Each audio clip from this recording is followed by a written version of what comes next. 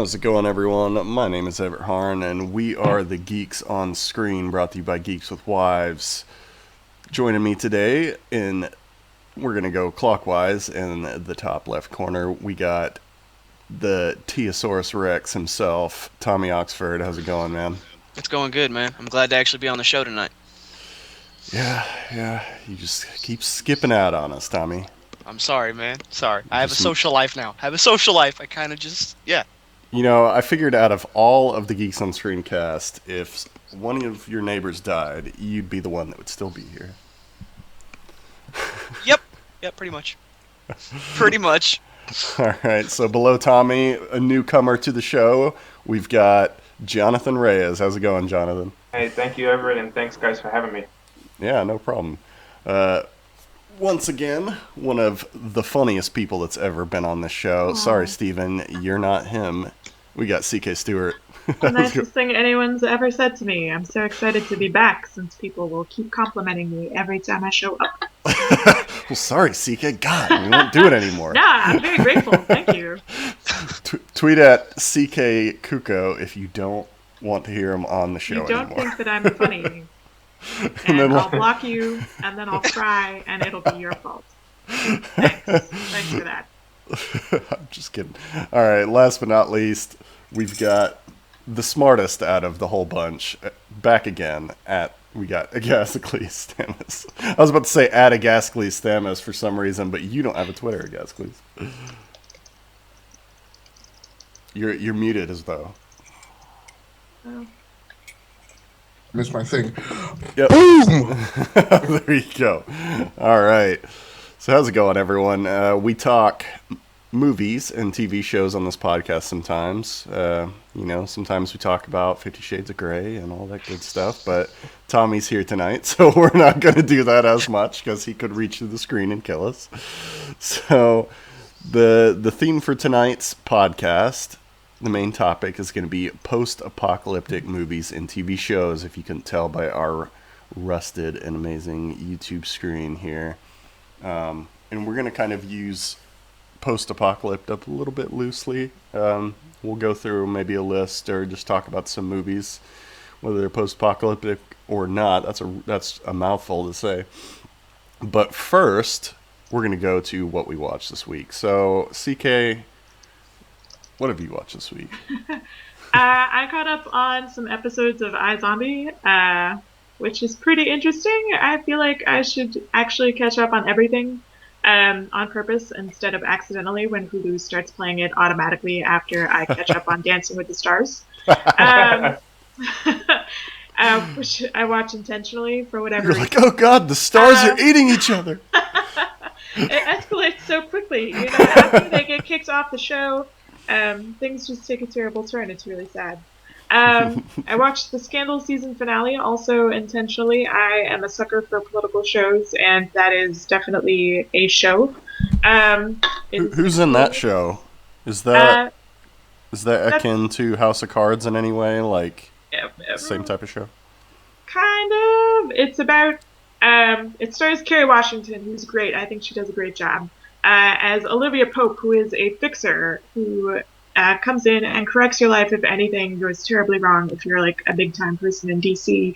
And then everything in her life goes terribly wrong, and she's having an affair with the president, and a lot of people have died that I liked. It's really, I don't know. Don't start watching it with the intent to get really attached to anybody. They'll probably die, and you'll be really mad about it.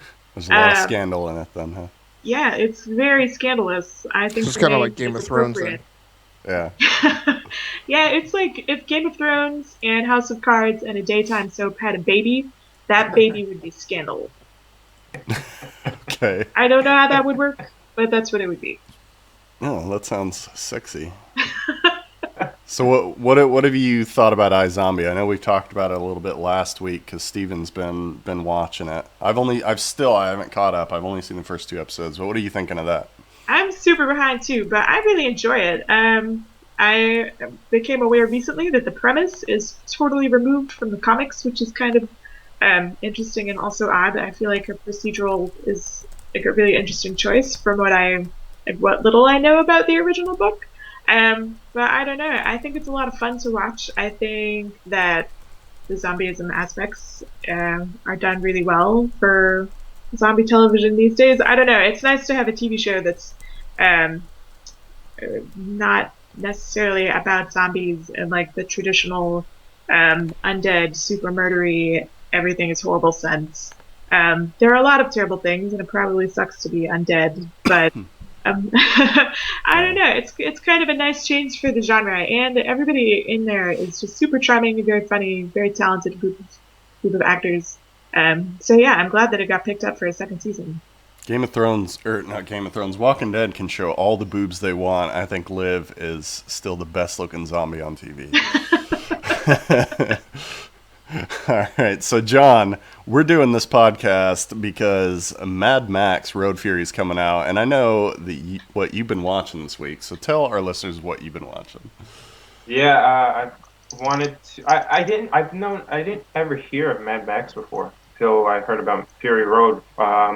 So I went back. I didn't realize how old they were. They're from the first one's in 1979, I think. Yeah, Mel Gibson, right? Yeah, all three of them Mel Gibson. It's where like post-apocalyptic Mel Gibson roams the desert looking for Jews to blame. So you've been watching Mad Max, huh? Yeah, I just right before this show, I finished up the third one, Thunderdome, Beyond the Thunderdome, I think it's called. And they're kind of up and down in terms of how good they are. The first one is a really solid origin story. You get to know who he is as a person, where he came from, and then the second one I think is the best one all around, where you know who he is already.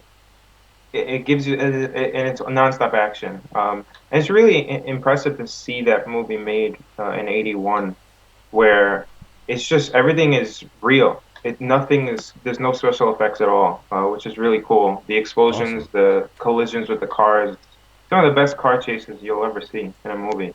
I hope that stays the same in Fury Road.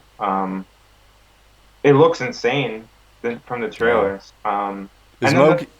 Is Mel Gibson in the third one? I know he's in the first two. He is in the third one. Okay. I didn't know if that was some kind of off branch, kind of trying to make a third one, but it didn't get funded, or Mel Gibson didn't want to do it, type of thing. Oh, it definitely felt like it was trying to be like it was just stretching it out a little bit. I didn't like Beyond the Thunderdome that much.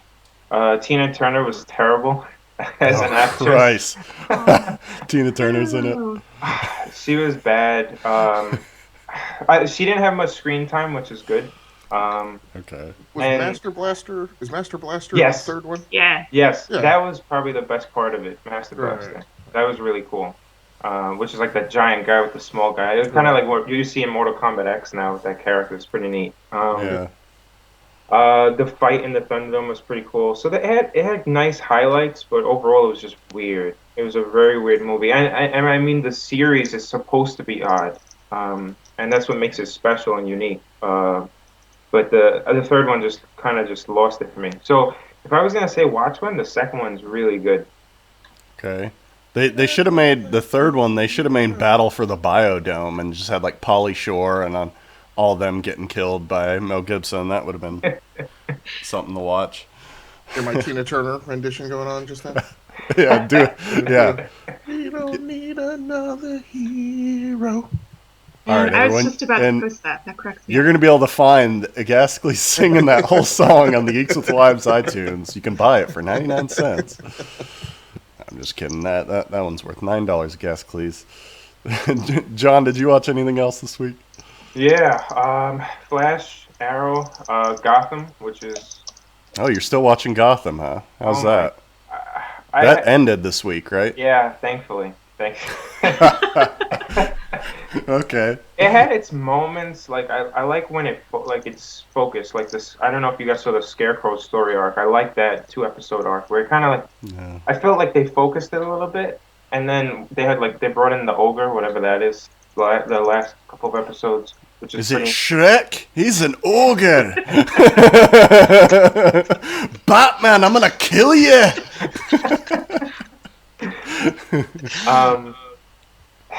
But that show's a mess. It's an absolute mess. There's nothing else to say about it. There's nothing good about it. Did that show get renewed? I know Yeah, it did. we're gonna. It did, but the best part about the whole show, Jada Pinkett Smith is not coming back, which means I don't even want to finish the first season. I'm so sad. Fish Mooney, I loved you. You're my fave. All right. Well, we're going to talk about Flash and Arrow last because I feel like the minute we start talking about that, people are going to turn the dial because we talk about it every week. So we're going to do a little segment that's just Flash and Arrow. So before we do that, Tommy, you've watched some stuff that is really old and I've never heard of. What is that? Okay. The first thing I watched was a show, I believe it was late 70s, early 80s, could have been 60s. It's called Groovy Ghoulies. It's pretty much a cartoon, haunted house castle with Frankenstein, Wolfman, Dracula, Dr. Jekyll, and Mr. Hyde. And it's basically a cartoon mixture of the Munsters, the Addams Family, and all that, and it's pretty much just nothing but horrible jokes and slapstick comedy. Oh boy, I can't wait to get home and watch me some Groovy Ghoulies. That's exactly how Dracula sounds in the cartoon. I shit you not. Awesome. Yeah, On point. But yeah, I watched that, and then I watched Generation Iron, which actually is not old, Everett. Goes to show you know. It's basically this generation's version of Pumping Iron. Ah, okay. Yeah, for everyone that doesn't know, the reason we think Tommy's going to end up killing us one day is because he pumps iron a lot, and he's probably much stronger than all of us. Yeah. Maybe not a Gascles. Gascles will give you a fight. And we're going to get to that later in the post-apocalyptic talk. But yeah, why do you watch Generation Iron? Why is it keeping you hooked? I've honestly watched that movie 4 or 5 times. Okay. But being that I spend all my just a lot of my spare time in the gym, seeing stuff like that just kind of gives me that extra little kick, to get back in there. And yeah, so I just watch that for the random inspiration and energy boost to go destroy my body. Yeah, I get that from American Ninja Warrior and Biggest Loser. I probably need to watch that. Maybe I'll get a different type of motivation. Yeah, you probably should. Is there anything else you've watched this week, too? No, man, I haven't watched too much this week. It's been a slow week around here. Yeah, all right. Thanks, Tommy. So, Agascles, what have you been watching? So this is a lot of what's been going on this week is me watching stuff with the wife. So we watched Pitch Perfect tonight. And then, and then caught up on Blacklist. Yeah. Okay, this week. that's with James Spader, right? Right. Yeah. How's that?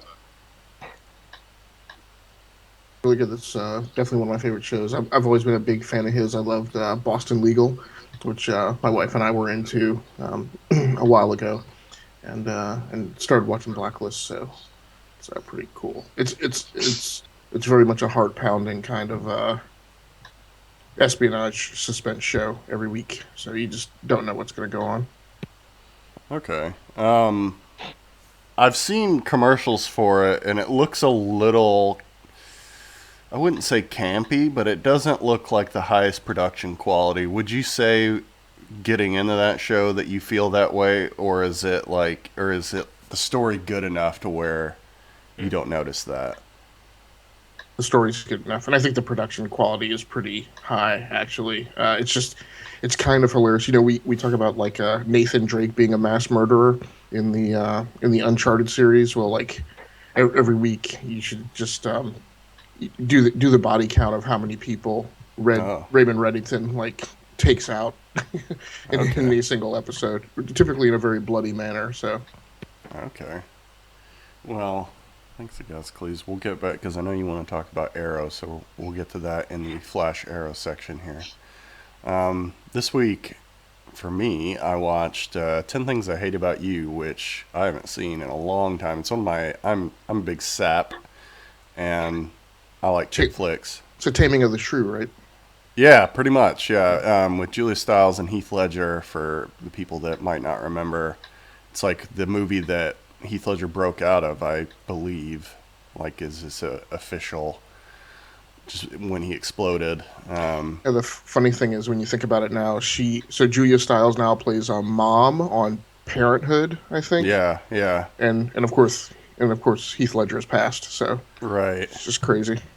Oh, I know. And Heath Ledger, man, like, he's a charming guy in that movie. Like, I can see why, he got so big after that movie. And, Julie Stiles was great as well as kind of her kind of emo, kind of punk daughter. And then, you had, what's her name? The girl that played Alex Mack in The Secret World of Alex Mack on Nickelodeon. She played, like, the popular sister. And it's like Abigail something. But, yeah, Abigail Abbey or something. But, yeah, it was fun. It's a fun movie. My fiance, I don't think she either hadn't seen it or it'd been way too long and she completely forgot about it, and she really enjoyed it. I always enjoy that movie.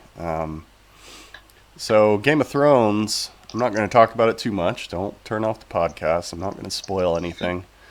This is the last episode I had seen. If you remember 4 episodes ago, I said that I have found the first 4 episodes leaked, and I had watched them all, and I feel like, I don't know, I'm going to have to go back and watch it, but I feel like they're already getting in the spoilers for the book, even on episode 4, and I think a lot of the news that you see on Game of Thrones is like, this is what is possibly spoiling in the book this week now. And so I feel like I might have to quit watching it, but I'm not sure. We'll probably have other people on that will want to talk about Game of Thrones. And we're definitely going to have a Game of Thrones spoiler cast at the end of the season. But yeah, for the people wanting us to talk about that, I'm not sure I'm going to be able to, because I really don't want to spoil it. There was 2 season finales I watched this week.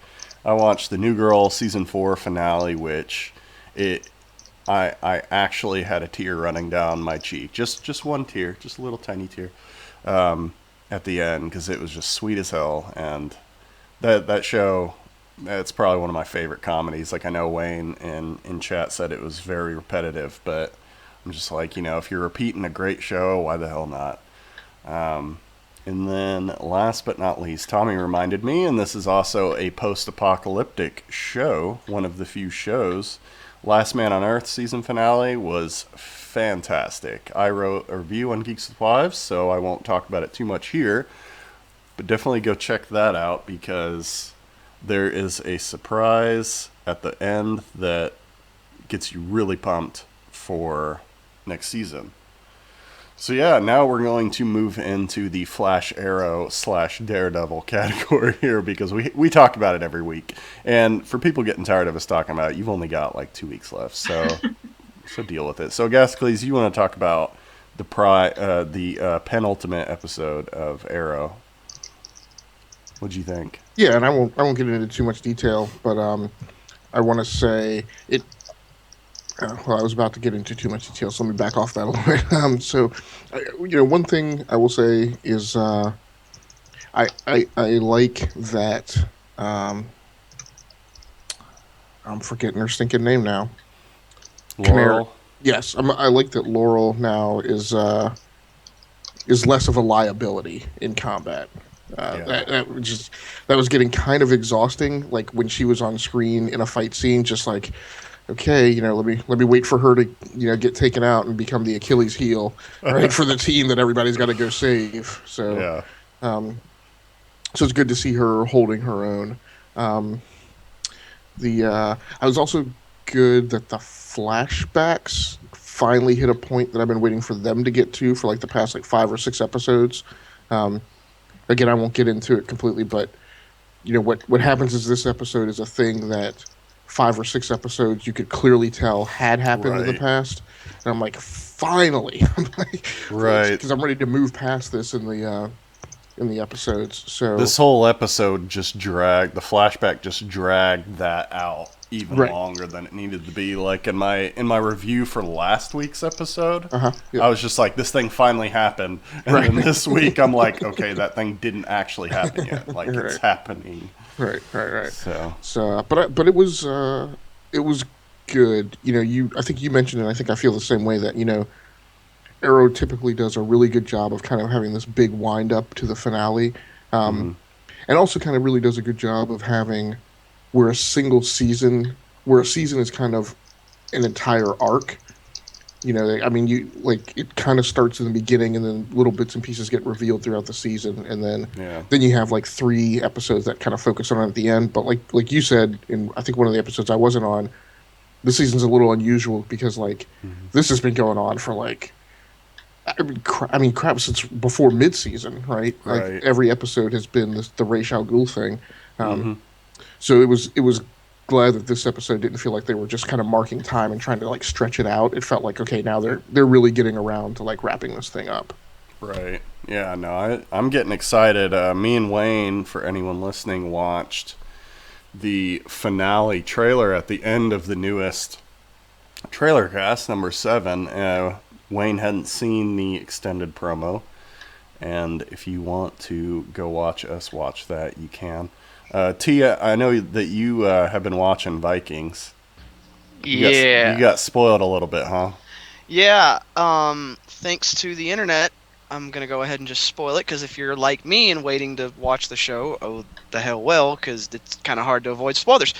But should we put up the spoiler alert sign? I mean, you can. I really don't give a shit. But, well, Tommy doesn't give a shit because he got spoiled. But if you are watching Vikings and you don't want to be spoiled, you can watch the screen until the spoiler alert sign doesn't go or goes away. My favorite character out of the whole show got killed off. Oh man, you talking about the R? He starts with an R. Okay. Yep, he got killed off, and I was doing. All of a sudden I get linked to a video of the funeral, and I about completely table flipped and just... Oh man, that so sucks. now, I kind of expected it with the way that it was going in the, in season 3, because, he was getting injured a lot. He was, going through a lot of shit, but I didn't think they were actually gonna do it. Okay. And now that it got renewed for season 4 and he's not there, I'm kind of wondering if maybe, I need to get caught up on it to actually see what happens, but it's kind of, I'm kind of wondering who they're going to focus on now that he's not. Okay. Yeah. Well, sorry that got spoiled for you, Tommy, and hopefully we didn't spoil it for anyone, because that was a big spoiler. But, yeah, Tommy's just talking about Darth Vader shows up at the end of Vikings and... Kills everybody. And kills everyone. That's exciting. He just force chokes every single person in the village, and that's it. John, that makes sense. I feel like they've been leading up to that moment for the whole series so far. Yeah, I mean Darth Vader. He's just everywhere. He was at the end everywhere. He was at Age of Ultron. He was at the end of that. Now he's in Vikings. Yeah. He just gets around.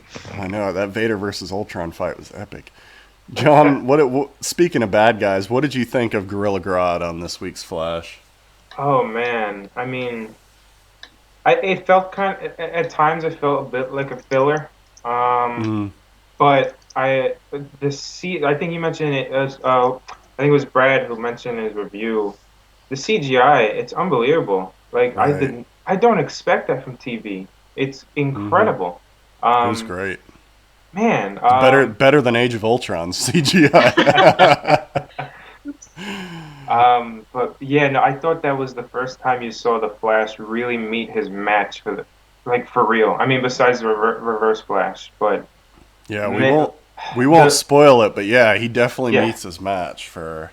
Yeah, that's all I'll say. Yeah. And on that note too, going back to Arrow, I really love the little line that Ray Palmer dropped in the episode. The reference to what I assume is going to be eventually a depiction of the main power that you really think of. Oh, I know. When you think of the Atom. So it was a really, really well delivered line by Yeah, he's just like, oh, it's just Brandon something Yeah. I've been trying a little, out. a little thing that I couldn't get off my mind. Yeah, man, I read Convergence the Atom because I've been trying to get into that character, and yeah, I'm excited to see where Ray goes. And that fight from I think it was it this? Yeah, it was this week. The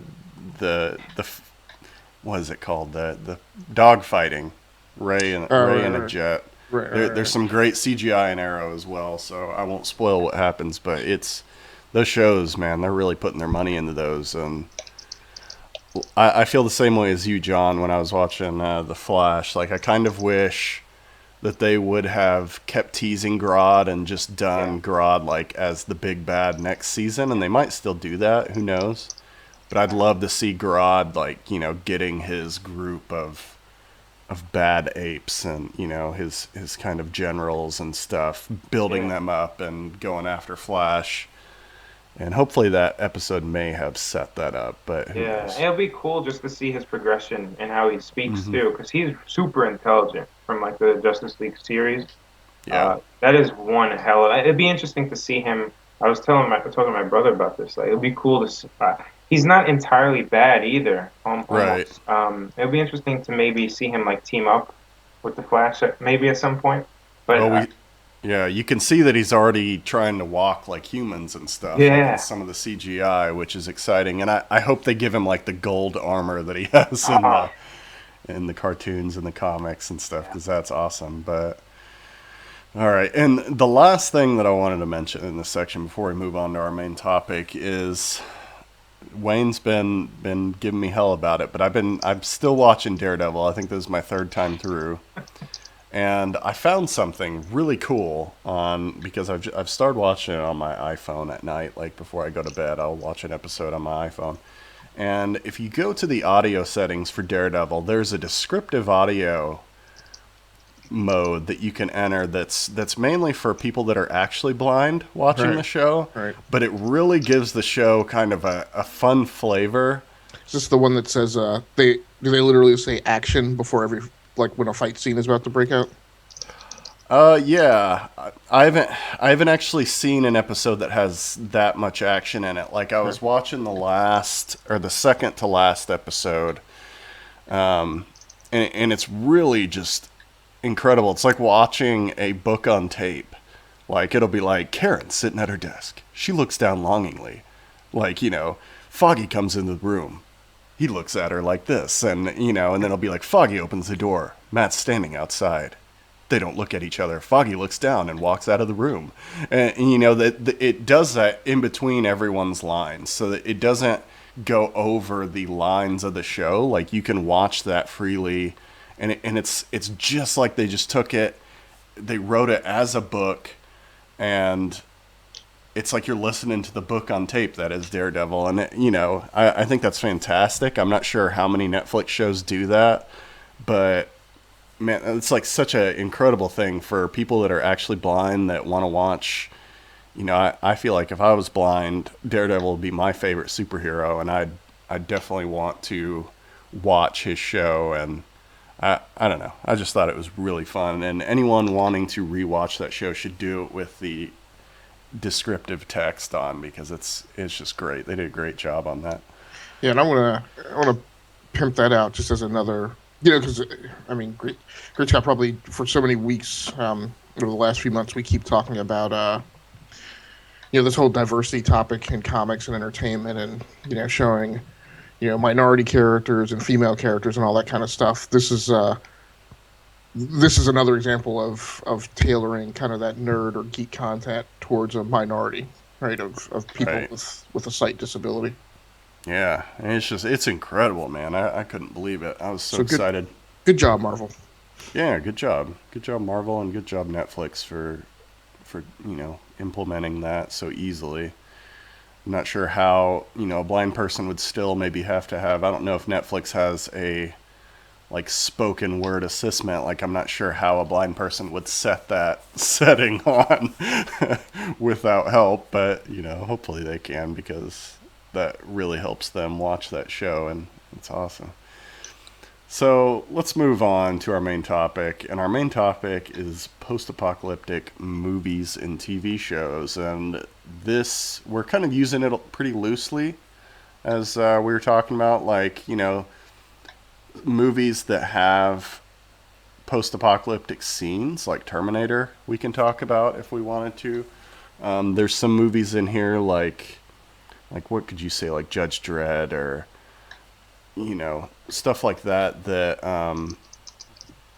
are post-apocalyptic, but society has rebuilt themselves. And there's a lot of animes like there's like Titan AE, where the last remaining survivors of the apocalypse are basically leaving Earth, kind of like Battlestar Galactica, like they're all on a ship trying to rebuild civilization. So my first question for y'all is what do you think defines a movie as being post-apocalyptic, or would you classify some of these movies like dystopian futures? Should that be a separate category? I think that there's a lot of overlap between the two, but I think ultimately you can be dystopian without necessarily being post-apocalyptic. I think it's harder to be a post-apocalyptic piece of media without being dystopian in some fashion, just because generally post-apocalyptic landscapes are so miserable that probably not going to get a lot of like flowering utopian governments in the midst of like misery and the wreckage of civilization. Right. But for me, at least, something's post-apocalyptic if it's describing humanity or some species on the brink of extinction. If things are about to end, if things have come to a point of collapse where it's possible that there will be either no recovery in terms of population or ever having another like civil government ever again, like that's post-apocalyptic for me. And dystopian, I generally tend to associate a lot more with like totalitarian governments. The Hunger Games, for example, is a little bit of both of those. There's a war, small population, but primarily it's about a dystopian government. Same for, I've forgotten almost everything. Same for Mad Max. I think it's a little bit more in this like anarchistic hellscape than it is necessarily about the end of the world at large. The Matrix or Equilibrium especially. So yeah, I think there's a lot of overlap. But for me, post-apocalyptic is everything is about to end for realsies, and dystopian is everything may have almost ended, but we've been saved by our maybe not so benevolent overlords. Okay, because I feel like my definition of post-apocalyptic is a little different. Like, I feel like it means the world has already ended and those that are left are trying to make do. Which, like, Hunger Games, for the people that haven't seen it, I'll put up the spoiler alert sign for the people that haven't caught up on those. But Hunger Games, like, they're told that the outside, like Sector 13 or, District 13 is filled with radiation, and that, it is the apocalypse, where we all kind of know that it's not, like the government basically destroyed, or it was like a civil war and the government kind of took over and won and built, put everybody into these districts and stuff like that. So it's a little interesting, because Hunger Games, I feel like fits it pretty well in a way. Like, they're told that it's post-apocalyptic, but it's really not. Yeah. But yeah, I mean, there's movies in here on our list. Like, I've never seen Knight Rider 2010, but that sounds hilarious. X-Men Days of Future Past, that fits your definition pretty perfectly, right, CK? Yeah, I think that Days of Future Past is definitely more on the post-apocalyptic end of things. It is on some level about our very malevolent robot overlords, but ultimately it's about the last dregs of civilization, because our robot overlords have killed everyone. To me, that's, that we're coming up on the end of all things. We've been through this catastrophic event, and there's almost nobody left except, like, vicious robots. As opposed to the Hunger Games, which is more dystopian in the sense that, like, we've hit this, like, horrifying wall, and very horrifying apocalyptic things have happened, but ultimately, like, we can survive, and they do survive at the end. Maybe that's just the nature of that particular narrative. But yeah, I find that dystopians are maybe a little more cheerful in as much as they can be cheerful, because it's less about the fact that civilization may not last at all. It's just about the fact that the civilization that is left and is starting to come into its own is terrible, which isn't cheerful at all. But at least there are people, and they're alive, and they're procreating, and there will be more people in the future, as opposed to post-apocalyptic stuff where it's like everything is both awful and nobody will be left to do anything about it in like 20 years. Okay. For me, a post-apocalyptic movie is about the things that follow an extinction level event. Mm-hmm. So, meaning the vast majority of the population of the planet has been eradicated, Right. and there is very little semblance. I mean, there's basically no society, or very, very little semblance of any type of organized society. Whereas dystopian is the opposite in terms of the societal structure. Like there is definitively a society, there is definitively a culture, and in most cases there is actually a standing operating government. Yeah. So that, to me, those are the two big differences. Now, T, I have to imagine, being the gore horror, that you watch a lot of zombie films. Yes. Are you like a big fan of zombie films? Like, what do you feel about the world that most zombie films are set? I actually, I would consider that, post-apocalyptic. Because for me, when it comes to post-apocalyptic, there is no government, there's no kind of ruler. It's basically, something has, caused the world to basically end, and those that are left kind of have to, fight to survive, and after them, it's kind of just done. And usually when it comes to zombie movies, that's kind of what it is, the vast majority of society in the world have turned into these, zombies, and there's maybe a handful that have somehow managed to survive and are just trying to, basically live. Yeah. But the majority of zombie movies, can be considered, post-apocalyptic. it's a mouthful, man. Fuck. Yeah. But yeah, the majority of them can. I mean, there's a select few zombie movies I can't think off the top of my head that, wouldn't fall into that category, but the majority of them usually always do. Yeah, I know Shaun of the Dead's on our list, and Yeah. and I think the first, maybe Dawn of the Dead, those are technically post-apocalyptic, but I feel like they're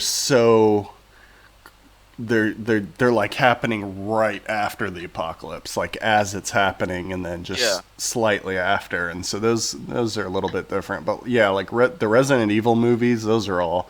Yeah. I'd consider those, and Zombieland and The Walking Dead. Yeah, those are just. I feel like those worlds are more bleak than say, I don't know, like Judge Dredd or Book of Eli. Like Book of Eli was a great movie until the very end when they threw the twist at you. But it was they kind of had a Wild West feel. Yeah. People kind of built back up into that Wild West. John, have you seen the Book of Eli? Yeah. What'd you think of that movie? Just in terms of setting and. It was definitely interesting. It was definitely a one-man show with Denzel Washington, but it was. Yeah. I like how it mixed a little bit of. He was alone for a majority of the movie, and then it mixed in the other people. Yeah. But I agree with you. The ending was okay.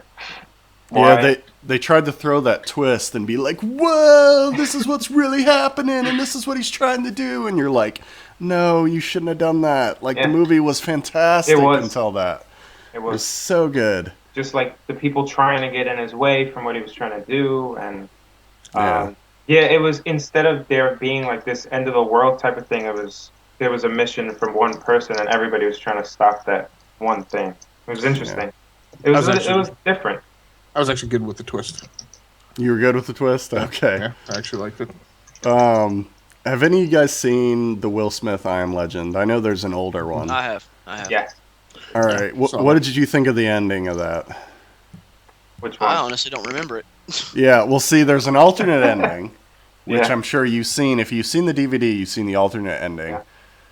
And the alternate ending's so much better than the theatrical ending. Yeah.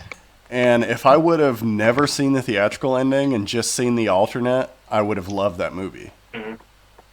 But yeah, I Am Legend, I mean, the original story is about vampires. It's not about zombies. I wouldn't even, I don't know if I'd classify those in that movie as zombies. They were like super smart, super strong and fast. They were something weird.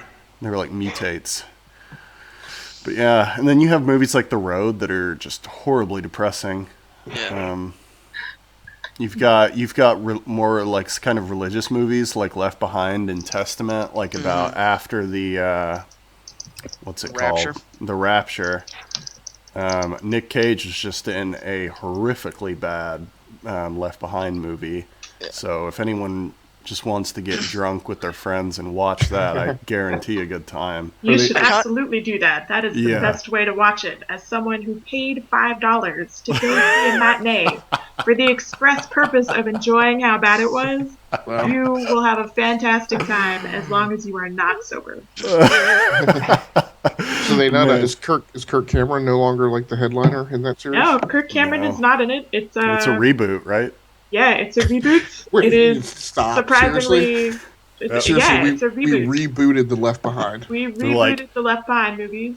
Nick Cage was just like, look, I'm getting tired of putting in all these Chinese films. I really just want to be in this Left Behind series. Please, I still want to be Superman, guys, please. That really proves that anything can be rebooted. Yeah. Yeah. Now, do you guys want me to play the devil, or... Oh, God. Is my head gonna be on fire? Am I gonna be wearing?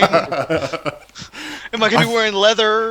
Am I riding a Harley? You know. And then, like we were talking in chat this week, we should be able to reboot Hanna-Barbera and the Laugh Olympics. Yeah. So, Tommy, this goes for anyone, this question. Does anyone remember the movie Reign of Fire? Is that the one with the dragons? Yes. Yeah, it was, I Christian, vaguely remember it. I vaguely remember watching it with my parents. I vaguely remember it. Christian Bale and Yeah. Matthew McConaughey? I think so. I think it's both of them. And I feel like, Tommy, you'd love that movie, Leanna, because the graphics and the CGI are probably terrible nowadays, but man, it's like just straight up like post-apocalyptic, like Mad Max meets dragon movie. I'm gonna have to check it out. Yeah. I actually saw a movie at work, and I was gonna pick it up specifically for the purpose of this show, because being that the whole Viking thing is like my life at this point. Yeah. I saw a random just movie. It looks like it's gonna be horrible, but it's it's on Ragnarok. The Viking end of the world. Viking end of the world. And I really wish I would have picked it up, because it honestly looked like, I saw the cover and I'm like, oh, it's gonna look good. And then the more I looked at on the back for the description and the little freeze frames, and I'm like, this is gonna be horrible. Yeah. So there was a show that was filmed just a few miles from my mom's house, which I think is already canceled, but it was called Revolution. I do remember that show. Yeah. Yeah. That show was pretty cool for as long as it lasted. I think it got a little lost in the end of maybe the first, or maybe they had 2 seasons. But I liked the setup. Like, it was technically post-apocalyptic, but the apocalypse wasn't. It was that power and electricity and all technology basically just turned off and could never be turned on again, and people basically just went to hell. That's exactly what's gonna happen if that becomes a reality. People are just gonna lose their shit. Yeah, and that's kind of where my next question's gonna go. If you guys are ready to go, how do you think the apocalypse is actually gonna happen in our world? So this is a good point. I'm going to throw you off a little bit, because I didn't think about this until we started this conversation. But are any of you guys fans of the series Angel, the Joss Whedon show? I watched. I wasn't like religiously into that show, but I watched it probably once a month back when it was on. So this won't be a huge spoiler. I mean, that show's over and done with. But yeah, go for it. In one episode, I think in season 2. So a big thing. The whole big thing about the Angel show is that there's this prophecy that he's going to be a key figure in the apocalypse. And so, once he's on his own show, there's this whole thing of all sorts of forces around him who are really trying to manipulate him to be set up that when the apocalypse happens, he will be on the side of good or he'll be on the side of evil. In season 2, there's an episode that kind of walks him right up to this realization or this claim that the apocalypse is occurring now. That it's not going to be that if the devil were going to start an apocalypse, that he wouldn't do it in this like grandiose fashion with half of the planet being destroyed. He would do it very subversively, right? And to a point where mankind would be unaware of it while they were basically actually wallowing in despair. And when this character tells him about it, like the camera pans around and kind of shows all these examples of like, this is how human beings treat each other. How could they possibly do this to each other unless this were the apocalypse? And it's a really horrifically frightening notion. That you mean the devil would make like the House of Representatives and the Senate not be able to work together? Or to put a serious spin on it, I mean, you look in the news and look at like all the murders that occur and like the really horrific things that people do to each other, and you're like, holy crap, we're living in the apocalypse right now, right? So I just thought that was when you asked the question, how do you expect it to actually happen? I mean, what if that were the case? I'd be fine with it, man. The worst part would be thinking like once I have kids, like Gascles, you have kids. Like once I have kids, I'd be more scared for them having to keep living in the world. Like for me, like I'm a third of my life is gone already, so. And I'm happy right now, so if this is the apocalypse, hell, bring it on. But but yeah, that's an interesting notion to just to think about. Like, I don't think Waterworld's gonna happen anytime soon, but No. But to go to your question, like how we think it's gonna end, I don't know why. Like, I'm not one of those. Like, I'm not a doomsday prepper. Like, I'm not one of those people. Like, if it happens, it happens, and I've got enough shit around this house to protect myself, so I'm good. Wait, so you mean you don't have your zombie apocalypse bag packed right now, like in a closet somewhere? Yeah, your go bag. I have a katana and a shotgun and an axe. I'm good to go. That works. You have a katana that you bought in the mall that's probably gonna break after hitting one zombie, Tommy. It breaks. I'll just go to the axe. Fuck it. That's true. But no, like I don't. Like, with the way that, shit's been going now, like, I'm expecting, like, some fucking, like, some virus just to fuck people up and, like, not necessarily go, like, zombie, but, like, back to what Gascles was saying about on the news and stuff. Like, I remember a few months ago, like, there was 3 or 4 people that were, like, basically eating the face off of, like, That was bath salts. That was bath salts. Yeah. But, like, it's going to be something like that. Yeah. Like, I thought you were going to be like, there's going to be people running in the streets like, we should have vaccinated our kids. Oh, my God. No, like, it's going to be either some type of, bug or, like, bath salt or something, and everybody's just going to, it's just going to go to shit. I'm just, like, sitting back and waiting for it at this point. Like, I'm just waiting for it. John, if the apocalypse were to happen, what would have to happen? What would you think the best best situation you'd find yourself afterwards if, like, how can I word this correctly? Like, if the apocalypse happened and you survived, why do you think you survived, basically? Why would you survive? Definitely just like the people around me. Okay, so you rely on others. Yeah. I mean, I would, relying on others, definitely having a lot of help. Instead of just, I know in that moment it becomes like everyone's for themselves and it's survival and that's it. But I would definitely be one of those people trying to get people together and form some type of group. But All right. I want to be Rick from Walking Dead. That's for sure. Never more than 4. Just remember, in every great zombie apocalypse movie, your squad is always 4 people. Oh man, I love in The Walking Dead when they meet someone new and they ask them the 3 questions, like how many zombies have you killed? How many people have you killed? I forget the 3rd question, but man, I love when they do that. Yeah. So, John, this is kind of leading somewhere because I've got a quiz here on BuzzFeed that I'm going to ask you some questions, and we're going to find out which post-apocalypse you would be best suited for. Oh God. I'm scared. So I'm going to go through these questions, John, and I'll have you answer. And if someone else wants to take it, we'll probably have time to do another one, but I don't think we can get through all of us. I got Mad Max, so we'll see how you beat John. So which of the following luxuries would it be hardest to live without in the post-apocalypse? Your car, clean water, toilet paper, medical care, fast food, or coffee? Coffee. Coffee? Okay. I think you're doomed. Yeah. Which of these books would you take on your post-apocalyptic journey?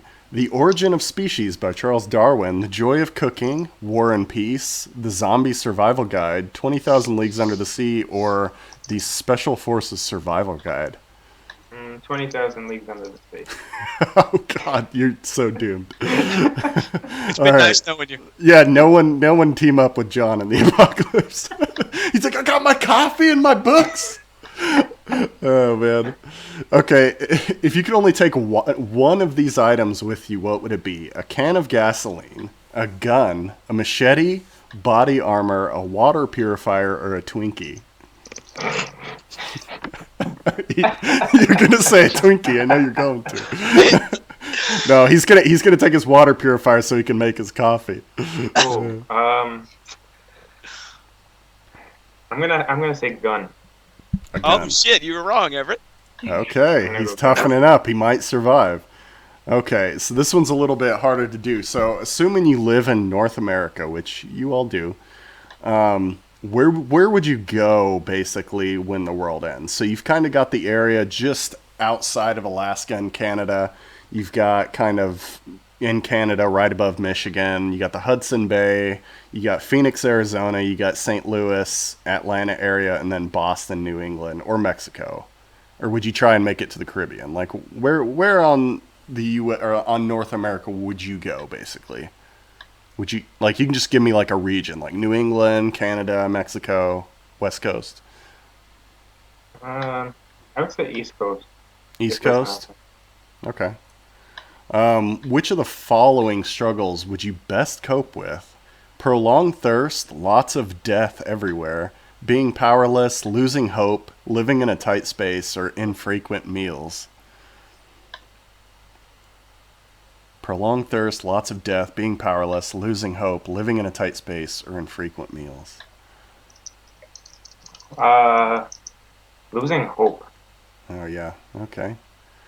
All right, and let's see. You've got 2 more questions, I think, here. No, you got 3. So pick a travel companion out of all these. You got Squirtle, the Pokemon. You've got Harry Potter. You've got the Mountain from Game of Thrones. You've got RoboCop. You've got Samwise Gamgee, or you got Peter Quill. Oh, Peter Quill. Okay, got Star-Lord with you. He might take all the women if you meet any on the road, so just so you know. If the world ended tomorrow, what would you do today, John? Would you get drunk? Would you eat a lot? Would you have sex? Would you live as usual? Would you loot, or would you prepare? Get drunk, eat a lot, have sex, live as usual, loot, or prepare. Eat a lot. Okay. Just see him like. Yep. Oh man. Okay, it's been days since your last meal, since you ate a lot. So this is days since the last day, and you're getting desperate. What would you reach for? There's fish bones. So you find a fish head with the bones on it that's kind of rotting. There's a cockroach. There's a trash can, a leaf, some old sneakers, or a live puppy. Holy. This is apocalypse, man. Damn. Fish, Cockroach. cockroach. Okay, yeah, that's some nutrients in there. All right, last question. And this is kind of what we said earlier. If you had to guess, how do you think the world would end? Overpollution, nuclear war, in a drought, in a flood, in an alien invasion, or in a global epidemic. So pollution, nuclear war, drought, flood, aliens, or epidemic. I'm gonna say a nuke. Nuke. Okay. Yeah. So, all right. So, John, you are most suited for the post-Judgment Day battlefield of Terminator. Nice. So, if you imagine that landscape with John Connors on the hill with his flag and he's given his last fight speech, John's in the corner with his coffee and his gun reading 20 Leagues Under the Sea. Eating a cockroach. All right. And there's just the Terminator standing behind him. Yeah, and then Peter Quill's like, come on, man, let's go. And John's like, I don't know, man, I'm losing hope. He's like, one more chapter, please. All right, well, that was fun. So is there anything anyone wants to talk about before we move on to the news about post-apocalypse? I got one little question I kind of want to add. And it kind of goes back to your quiz, that you just had John take. Yeah. And I kind of want to just see what everybody would do. If you could take 3 things. Oh, that's a good one, yeah. What would be your 3 things that you would automatically want to take with you? Or have on you during the, end of the world? Gas Glaze, I know you got a go bag. What's in it? Because CK looks like he's thinking. I guess I would take both daughters. That's 2 things I got to take. Oh, what's your last one? Is it the missus? Is it the missus? The dog. Oh! Gas Glaze is like, it's fine. My wife won't watch this. Well, I'm hoping the dog will either defend us or could be sacrificed. What kind of dog do you have? He's a Akita Shepherd mix. Oh yeah, those can handle themselves. Yeah. Is it a big one? No, he's about 50, 60 pounds. Oh yeah, you're screwed. Yeah. So well, I've got a pug, so I have no hope. Well, like I said, he could be, if necessary, he could be a distraction and sacrifice himself. Yeah. Yeah, you could just grab Talk and just throw him. CK, I know you were thinking pretty hard. What did you come up with? Man, that's super tough. Because I don't really have anything remotely useful except walking shoes. You get your pumps. Probably my really expensive walking shoes. And the dog, because I can't leave the dog behind. I'd hate myself for my whole life. I can't take the cat because the cat doesn't care. He'd rather just go run around and eat dead birds. Yeah. So I don't know. I probably would take 1 book because ultimately, if I can only choose 3 things, then I'm probably not going to choose anything useful enough to be worthwhile. So I might as well take the dog and my great shoes so I can walk really far and 1 thing that has some sentimental value. All right. Well, the minute CK walks out the door and it's just post-apocalypse, someone mugs her for his shoes. The dog runs away because it's scared, and then CK, you have to burn that book to stay heated. You know what? The good news is I brought the book with me, and I can set it on fire. Exactly. So CK's not going to live if he has to survive apocalypse. So, and then we know what John's doing. He's just grabbing his coffee, he's grabbing his books, and his gun. No, what would you really take, John? My Vita. Even though there's not going to be any outlets, it'll die eventually. I still want it with me. I only got 4 hours. Damn it! I don't have Wi-Fi. Son of a! I need to find a post-apocalyptic McDonald's that still works. Yeah, I don't know. One of my dogs. Either one. It doesn't really matter. You guys are all about the dogs, man. I would straight up eat mine first chance. He wouldn't have much on him, but yeah. Yeah. Ooh. All right. Now, would you save the Vita? Would you just put it in your bag and kind of hide it for a year to the point where you're kind of going half insane, half just desperate for hope, and then you're like, oh, my Vita, and you're playing a little bit of Grand Theft Auto or something on it, and you're just like, ah, yes, this is how society used to be, and it would bring you back, or would you just like play it first night? Probably play the first night. You play it first night, battery's dead. The rest of the time. Battery's dead, just like John. Becomes a weapon. No, I don't know. Use it as a weapon. You just chuck it at someone. Do the publicity thing. Throw the laptop and just try and see if it works. Yeah. Oh, that makes more sense. The third one, I guess a car with fuel. However far it can take me. That'll make you stand out and get robbed, just like CK's shoes. You're gonna hit the one stop sign that's still up, and you're just gonna get run up on and popped. That's it. You're done. They're gonna take your Vita. They're gonna take the car. They're gonna take your books. And you're just screwed. CK's in the passenger, like, hey, nice Nike Shocks. Give those to me. I don't know. I was just saying that I should probably invest in a Tesla, because then you can just drive really fast around to all the Tesla stations where you just plug your car in. Yeah, you won't be able to make it outside California. I'm just kidding. Yeah, there's one. I have an electric car charging station downtown in my city. Oh. So I live in the middle of boondocks nowhere. So yeah, you would be surprised. You can make it a long way in an electric car. Tommy, how many Tesla stations are in Arkansas? Not a single. All right, for Tommy, to answer your question, I would definitely take a machete. I'd probably take my fiance, and then I'd probably take a second machete. Yeah. I'd be dual wielding there. Yeah, like for me, like I would literally take my girlfriend, and I would grab the axe. You wouldn't need to take anything with your girlfriend, man. She'll keep you safe. Yeah. she could pick you up. Oh, she could. Like, I wouldn't have to worry. Like, no, like I would literally. Tommy's the forager, and she's like, I'm going hunting. She brings back like a whole cow. Like, she finds a fucking buffalo just somewhere roaming. Like, just drags it back. No, I would honestly take her, and then like an axe or some type of fucking sword, machete, something. Yeah. And then all of the freaking ammunition and the one gun in this house, because people in the country like to have a surplus of ammunition for whatever the hell. I'd probably have to bring a not a second machete, but I'd probably have to bring like a water, not a purifier. I'd probably want like one of those pumps so that if you find like water on the ground, because in a post-apocalyptic world, water is just gonna be in a puddle somewhere that kind of you can pump it like out of that into like a plastic bottle that you find laying around, and then you could pour that into a metal thing and boil it. Like, I don't think you need to purify it, but some kind of pump. Yeah.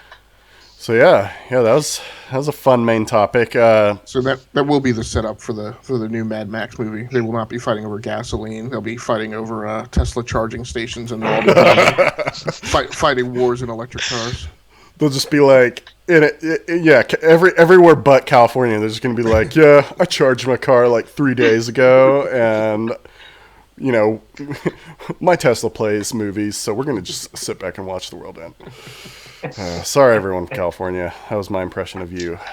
It's pretty spot on, Everett. Thank you. I spent a few It's almost months as good as my Nick Cage. Oh, man. It's not as good as your Shrek, though. Oh, God. All right, so let's move on to the news, because we've got a lot to cover, and we're actually not that bad on time. We're just a little over an hour. So there was a lot that happened, a lot of casting news, a ton of cancellations. So we're going to start here. The Suicide Squad photos got released. And Agascles, I know you didn't like them, did you? I wasn't particularly... the main thing was I wasn't particularly crazy about the Harley Quinn look. Yeah. Just kind of didn't really strike a note for me. So you were on team not my Harley Quinn, huh? Right. CK, what about? I'm also not religious about that character, so I wasn't really too crazy about what Croc looks like. Okay. So, CK, what are you a Harley Quinn fan? Yeah, I am a Harley Quinn fan. I'm not like a super intense Harley Quinn fan, but I like the character a lot. I think aesthetically the look in the photos really works. Like, it is a very Harley Quinn look. Yeah. It feels like, as like a roller derby fan, it feels like they're going for a very like old school roller derby vibe. Mm-hmm. So my objections are not based on whether or not it's a good Harley Quinn look. It's based on the reality of like that is a very uncomfortable thing to walk around in, killing people for extended periods of time. It's just Yeah. uncomfortable. Like, Well, get her some stylish like flat boots. to be Reconsider fair, the hot pants. in the comic and cartoon, she's wearing spandex and clown shoes and a Yeah, jester's but hat. So that's not a real person who's moving around. Like Margot Robbie, I feel for you super hard. It can't be the most comfortable thing. So yeah, like yeah. aesthetically, it works for me. I think it's great. I wish that for Margot Robbie's sake, it was a little bit more realistically comfortable than the cartoon. But you know, that's something that comes up with a lot of women's costumes in general. So, you know. Well, I feel like Harley. I wouldn't say she's an exception because I don't want to get like all the feminists tweeting me like to the comic women, you know, in terms of the way they're dressed. Like, you know, if Supergirl, you know, had way too short of a skirt on, people would freak out, and I'd agree with them. But for Harley, I feel like it kind of works. You know, the only problem I had with Harley, and I mentioned this on Twitter, is that she's wearing red and blue instead of red and black. And I think what I think they're going to do is, now that, you know, Mr. J, now that he's in jail, you know, Harley has a thing for Superman in the cartoons. You know, whenever she sees him, she's like, oh, Soups. You know, she calls him Soups, and she kind of gets a crush on him because, you know, he's like the strongest person in the whole entire universe. So Yeah. I wonder if she's going to be like a Superman fangirl, kind of psychotic fangirl in this movie, and that's why she's wearing red and blue. My bigger concern, and I think what really, not necessarily turn me off, but really made me a little concerned about the movie, is just the sprawling wide cast of superheroes and villains in the stock photo or the promo photo, and I'm just like, of course, I have a big problem with superhero movies who just junk too many characters in them. You don't really develop any of them. They're throwaway cameos, and at the end of the day, they don't really matter. So I don't know. I'm hoping this cast is like the whole cast for the movie, besides like, you know, the extras that are getting shot up or killed by these people. Like, I hope some of these are the bad guys, some of these are the good guys. You know, they're rumoring that possibly one of the Flags is a bad guy and the younger Flag is a good guy. I don't know. But yeah, you know, the creator, one of the co-creators of Harley Quinn, Bruce Timm, he came out and said he approved of her look. Like, screw you guys, basically. So, you know, feel what you want. I would imagine that that's not going to be her only outfit in the whole movie. So, you know, if you don't like her Daisy Dukes and her skater shoes, I'm sure she'll suit up at some point in the movie, and it'll be fan service. Agents of S.H.I.E.L.D. spinoff that was supposed to feature Hunter and Mockingbird's not happening. That's good news, right? I think it's very good news. I think that would be a horrible. I mean, Agents of S.H.I.E.L.D., I feel like, is barely hanging on. Like, if you look in the news this week, one of the other things that S.H.I.E.L.D. got a season 3, and everyone's like, oh my god, Marvel TV's not dead. And it's like, yeah, because S.H.I.E.L.D. is just, it's right on the line of being good. It's nowhere near Flash or Arrow's quality. What do you think, Yeah, CK? I think announcing that's not. I don't know. The minute I heard that news, I was really surprised because I don't know that. I think that they've done a great job with Mockingbird, and I really like having her on Agents of Shield. But I don't know that she or that like bootleg British fake Hawkeye, what's his face, like he is certainly not interesting enough to warrant getting his own spinoff. No. Mockingbird. Maybe, but then what would you do that you couldn't already do with her on Agents of S.H.I.E.L.D.? That would be a huge improvement to Agents of S.H.I.E.L.D. So I haven't been watching that show. Is Mockingbird? Is that who Adrian Palicki is playing? Mm-hmm. Yeah. Okay. That's her. She's pretty good. So it's a funny thing, you know. It kind of trips me out with the Marvel and DC properties going on, because I always feel like, you know, if you're gonna do, they have so many parallel characters, and I feel like if you're gonna do something, you need to do it first, because if the other one does it first, then you can't follow up with that character. And so I'm like, well, if they do a Mockingbird show, then the CW can't do a Black Canary show. Right. Right? Those characters are kind of basically the same thing. They very much closely mirror each other. Yeah. And I'd still like to see a Birds of Prey show. Like, I know they did one and it got canceled, but I'd like to see the CW do one. Yeah, absolutely. Yeah. And I kind of feel the way you do, Everett, about the CW shows with the DC characters are doing a better job than Shield. It's almost not an apples to apples comparison because right. They're both comic book properties, but those CW shows are arguably supposed to be superhero shows, even though we say Arrow's not really a superhero show. Whereas Agents of S.H.I.E.L.D. is kind of like this espionage-oriented, like supporting background kind of organization story that takes place in the Marvel Universe. So right. Yeah, the CW shows aren't bound to a giant universe like Marvel is. And, Joss Whedon came out last week, I think, and said, that the Agents of S.H.I.E.L.D. really threw a wrench in the machine that is the MCU. Like, it kind of messed things up. Like, it was hard to do. And, yeah, I don't know. Like, Arrow began as a soap opera, superhero soap opera, and I feel like this newest season, they've kind of pulled away from that. They've gotten darker. They've, cut it with a lot. Like, you still have the Thea Queen, Roy stuff that's going on that's soap opera-ish. But for the most part, I feel like it's getting more into the vein of Daredevil, where Daredevil's a fantastic show. Like, don't misunderstand me when I say Marvel TV's worse. Like, Daredevil's incredible, and Jessica Jones looking up. And Agent Carter, another part of the news, got renewed for a season 2, which is great. Yeah. John, did you see Agent Carter season 1? Oh, yeah. Yeah, loved it. Yeah, I love how. I wonder how far they'll take. I really don't want a 22 episode full season with it. No, because I feel I couldn't imagine they would. Yeah, I feel the 8 episodes or even 13 is perfect for that show. Perfect. Right. I think they should do the 8 again, and they just need to put way more Jarvis in it because he was the best part. Yes.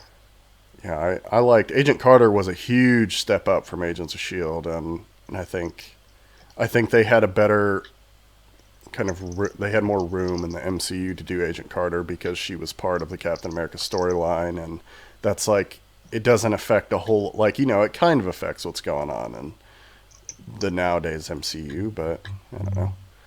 So the Flash, speaking of Flash and Arrow, everyone, we hardly talked about that. The spinoff got a title and a synopsis. It's called the DC's Legends of Tomorrow. And have you guys read the synopsis? I didn't even hear about the spinoff, so it goes to show what I know. So yeah, for people like T that had no clue, they released the cast, and the cast is massive. It's got the Sarah Lance Black Canary, which everyone's like, wait, spoilers, she can't be on there for some reason. It's got Firestorm, it's got the Atom, they've got the new person that they cast as Hawkgirl. They've got what's his name? African American dude. Is it Franz Drema? I think is how you say his name. They haven't released his name, but that's the guy that Tyler thinks might be Wally West. So they might have. I think he might be Wally. You might think. Okay. Don't credit my theories to Tyler. Right. No, that was you. I knew it was one of you. Intellectual property theft. Right. Yeah, CK thinks it could be Wally West. Sorry, CK. So tweet at him if you think the same, because I'm sure CK will talk your ear off. Who else is it? It's got both Captain Cold and Heatwave in it. So the synopsis is this. All right, I'm just going to read it for the people that don't know. When the heroes alone are not enough, the world needs legends. Having seen the future, one he will desperately try to prevent from happening, time-traveling rogue Rip Hunter is tasked with assembling a desperate group of both heroes and villains to confront an unstoppable threat, one in which not only the planet at stake, it is not only is the planet at stake, but all of time itself. Can this ragtag team of defeat an immortal threat unlike anything they've ever seen or known? And so that it's a little dubious. For you DC fans, what do you like? Who is Rip Hunter, and who do you think is threatening all of time? Any ideas? Like, it can't be Darkseid. I don't think they would do Darkseid in a show. I'm not a big enough DC comic fan to really kind of get into it, but so I really can't say much. So this is like the least helpful description of Rip Hunter ever, but he is related to somebody more noteworthy, though, that a lot of people actually thought was good. I think he might be related to Booster Gold in some way. Please tell me if I'm wrong, somebody on Twitter, because I'm having a really hard time Googling any right answers at all.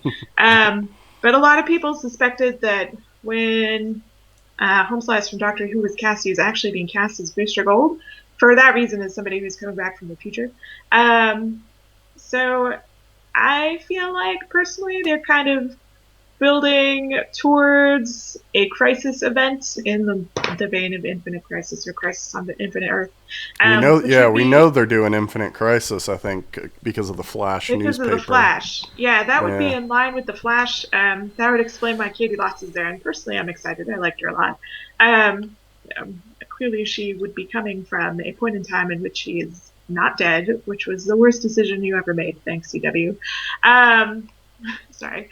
But yeah, I think that it could be a really good show, kind of in the vein of Agent Carter. I would like it to, I don't know how many episodes it got picked up for. If it was like a full season or like 13, I would like it to be something that started at like 13 episodes, because we are getting a little bit oversaturated. But seeing something like Legends of Tomorrow, either in between hiatuses or something like that, would be pretty interesting between season breaks, to see like this really eclectic group of characters building towards events that we're seeing happen at a much slower pace on The Flash.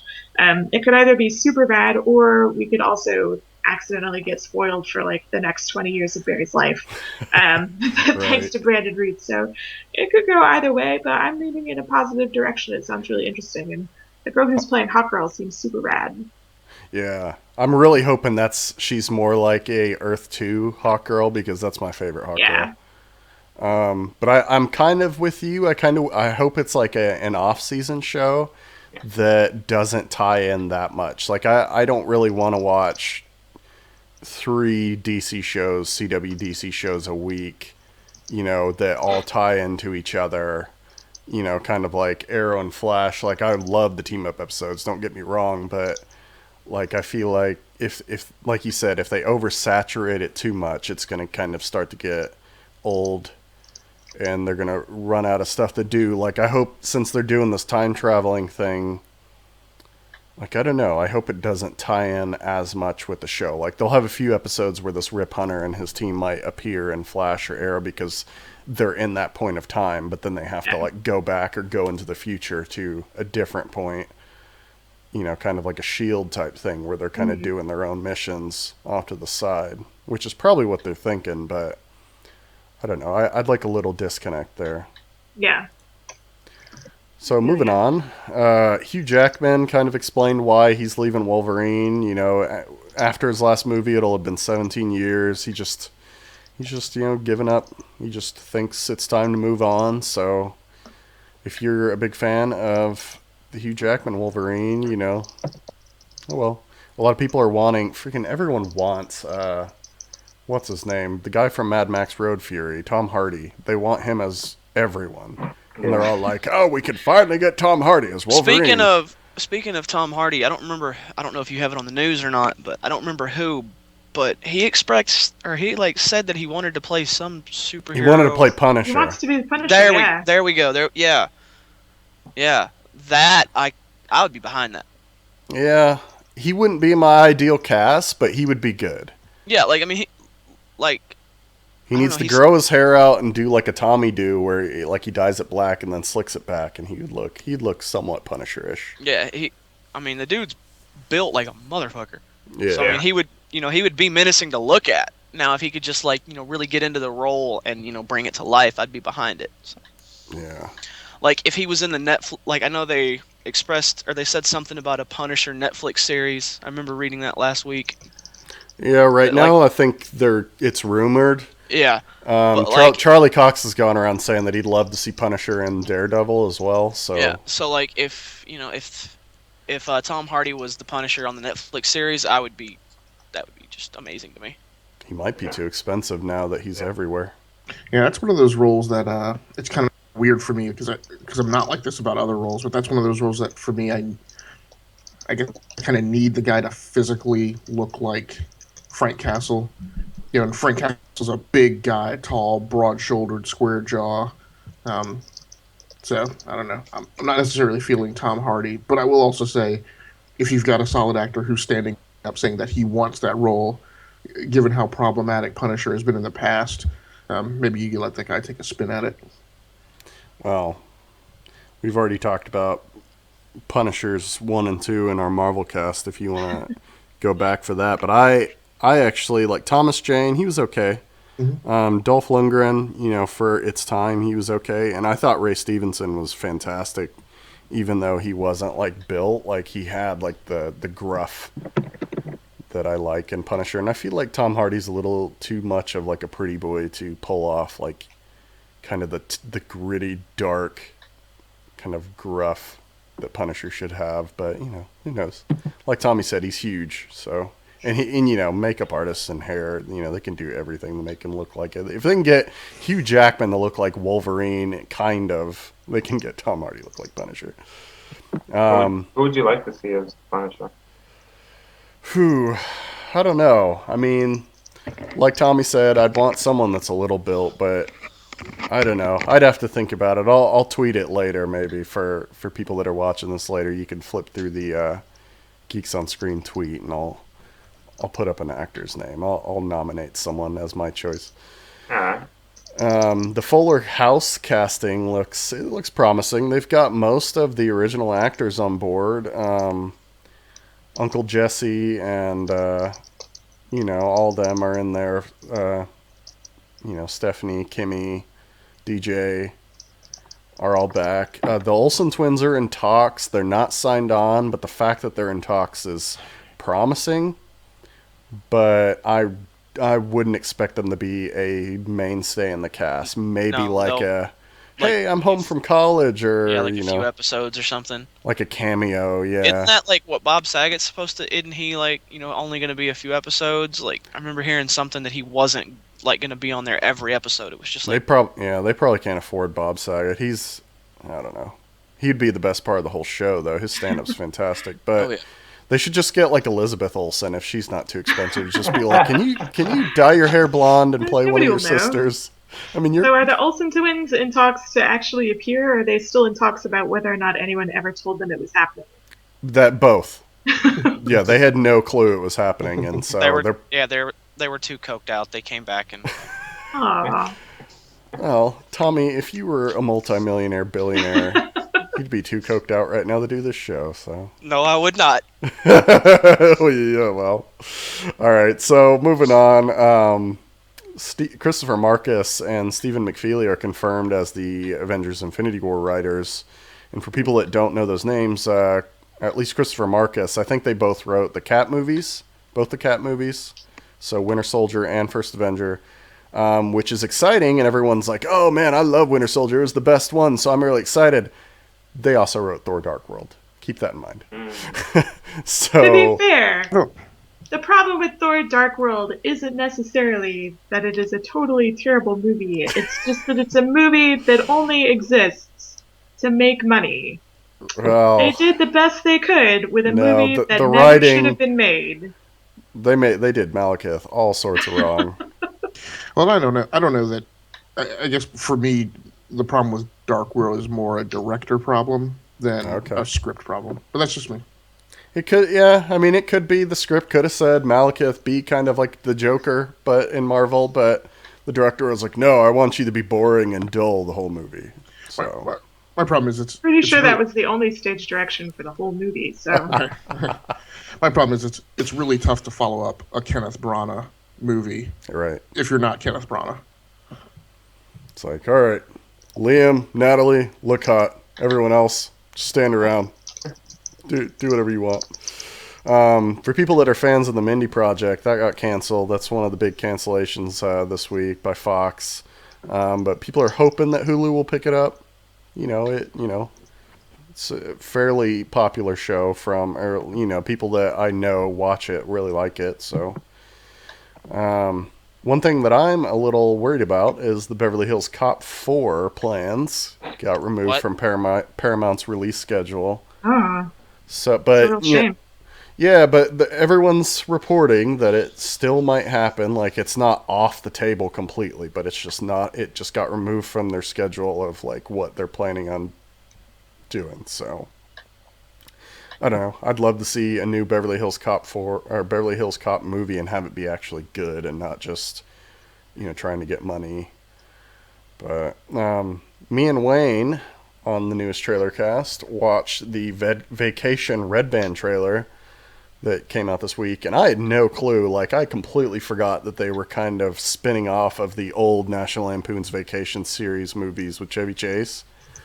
And it's got Ed Helms and Christina Applegate and Leslie Mann and Liam Helmsworth, or is it Liam or Chris Helmsworth? Chris Helms. Thor. Yeah, Thor with his massive schlong in the trailer, which if you haven't seen that trailer, you will know exactly what I'm talking about. Ed Helms plays Rusty, Chevy Chase's son in the old European Vacation and Christmas Vacation. He plays that character, so the son, and then I think Leslie Mann's playing Audrey. So, it's a direct continuation of that series, and me and Wayne talked about it. Like, the National Lampoon series hasn't been good. Like, everything that says National Lampoon's on it nowadays, I pretty much just skip over because it's usually really bad. But this movie looks hilarious. Like, it looks like a more modern humor, but it looks great. So if you haven't seen that, go check out the Vacation Red Band trailer, or better yet, go watch me and Wayne's 7th episode of the trailer cast because you need to. Yeah. That's the only reason. You just need to watch the trailer cast. Yep. Wayne thought it was the funniest thing in the world. Quentin Tarantino's newest movie that's going to be coming out, Hateful Eight, there was a bunch of images of Kurt Russell and Samuel Jackson and everyone released for that, and everyone's like, oh god, Kurt Russell looks so good in this, so that's something. So if you're a big fan of Quentin Tarantino, you should check that out. So there's big news about Civil War this week. So first off, we got that Martin Freeman's going to be in it. And people are speculating that it's possible he could be Everett Ross. Does anyone know who that character is? He has a lot to do with Claw and Wakanda. And they're thinking that maybe that's how they're going to tie in Black Panther more. I don't know if Everett Ross is related to General Ross, who's also going to appear, which I'm excited about. Like, I think it's going to be William Hurt. Am I correct? Yeah, he's coming back for that. So they are officially acknowledging that the second Hulk film with Edward Norton is in the MCU, like it is in the DVD pack. I know, the official Phase 1 DVD pack. But if they're bringing General Ross back, man, that movie is officially in the MCU lineup. And I'm really excited that they're tying that movie in, because that means that there's hope that Tim Roth will come back as Abomination at some point. But they're also going to have Ant-Man in Civil War. It also opens up the possibility for Red Hulk. Red Hulk, yeah. Thunderbolt awesome. Ross, or at least like a Thunderbolts, like later, like past Phase 3, like a Thunderbolts movie where they have Punisher because you got Deadpool, you got Ghost Rider movies that have been done. Not that we want Nick Cage back for those, but you throw Red Hulk in there. I mean, my hands, the flames. Oh, and you have Punisher. Yeah. So you get Punisher on Netflix. Yep. Yeah, I'd love to see Thunderbolts. Just got to find a new Elektra. I mean, they're doing Suicide Squad. They can do Thunderbolts. Why the hell not?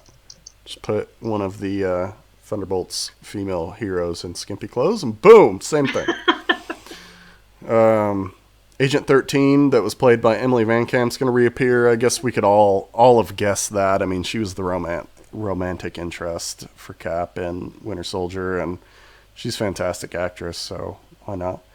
A lot of people are really excited because Orphan Black got renewed for season 4 by BBC America. Does anyone watch that or read the comic? I know there's a comic. No, Everybody I know watches it and super loves it, and I haven't watched it yet. I'll binge watch it in a season or two probably. Yeah, it's on my Netflix under the binge-worthy category. So I think I've seen the first few episodes, and I kind of just I'm not sure what else. I was probably watching some other show, so I didn't continue. But it looks really cool. Like it's kind of just if you're into the whole cloning thing and what would happen if you found out you had like a billion clones of yourself just living their separate lives and have different personalities and stuff.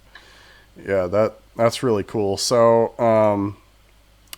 this is just really small news. Both the Infinity War movies are going to be filmed entirely with IMAX, with the new IMAX cameras, which hopefully just means, they'll be incredible in IMAX and still look okay, almost unnoticeable in films.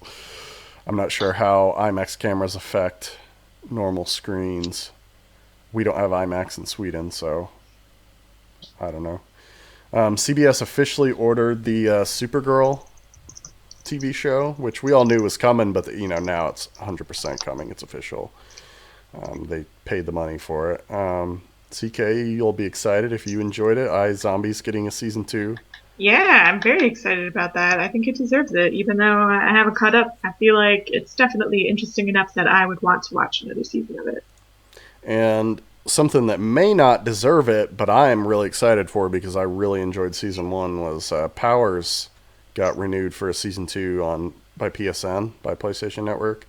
John, have you watched Powers? Do you have a PlayStation? Yeah, I do, but I haven't had, there's so many shows I'm trying to catch up on or whatever that I haven't had a chance.